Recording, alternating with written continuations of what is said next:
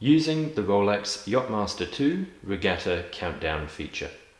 It's a real privilege for me to be able to own a Rolex Yacht-Master II watch. When I was thinking about what features I wanted in a new watch, I wanted to have a watch with a second function, like a stopwatch or a countdown, something like that. And the Yacht-Master II stood out to me, and I also felt that it was a little bit more unique than the Rolex Daytona. The Rolex Daytona is a very, very highly sought after watch, and rightly so, I guess. But for me, I just kind of preferred the design of the Yacht-Master II, hence I chose it. And I was so pleased to be able to get a hold of it so quickly through a Rolex authorized dealer in Sydney. But without further ado, let's have a look at how this watch's unique mechanical memory and countdown function actually works. So, I guess the first thing I'll point out is, like any other Rolex, you can unscrew the crown and you can wind up the spring to give the watch some power, and you can set the time.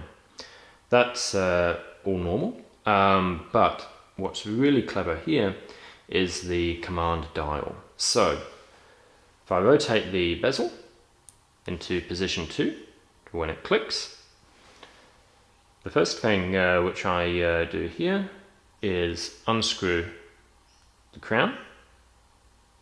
So there, obviously that is now just winding up the watch like normal.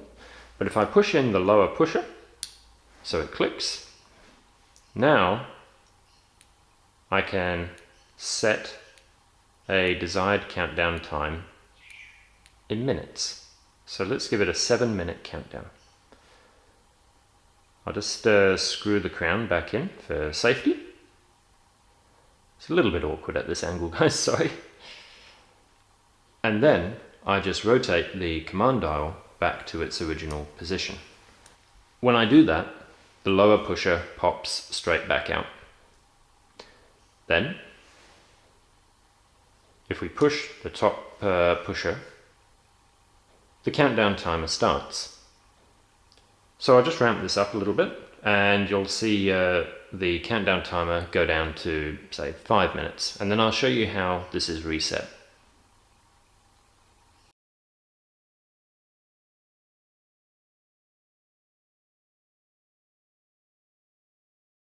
While we're watching this, if you haven't already seen it, go and check out my unboxing of this watch, and also my video about how I was able to beat the Rolex waiting list and get this watch very, very quickly from a authorized dealer in Sydney.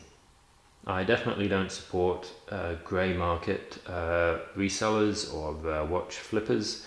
They, I believe, are charging prices that are, I mean, why would you support one of those resellers? Because all they're doing is charging more money than you can actually get the watch for at an authorized dealer. And they're also making it very difficult to get a hold of watches at authorized dealers for people who genuinely just want to buy a watch to enjoy. It just doesn't seem right, and it just doesn't seem very fair to me. Hence, I don't support the grey resellers or the watch flippers and all of that. I mean, don't get me wrong, I have no qualms with if you own a watch for a number of years and then you decide you want to upgrade, selling your previous watch. I mean, that's normal. But just buying a watch to make a quick buck on it a few weeks or months later, that just doesn't seem very fair to me. Hence, I just don't support the practice. So you've seen how the countdown timer works so far. If I actually now just press the top pusher, obviously that stops the countdown timer. What's really clever here is that if I press the lower pusher, it now resets itself back to where we'd originally set it, and it does it immediately. How the mechanics work on that are absolutely stunning. I can't get my head around it. The engineering that must go into the chronograph in this watch is absolutely, yeah, there must be some really, really clever designers at Rolex to figure that stuff out. So the movement in here has a power reserve of around 72 hours, so 3 days as far as I understand. That's quite impressive.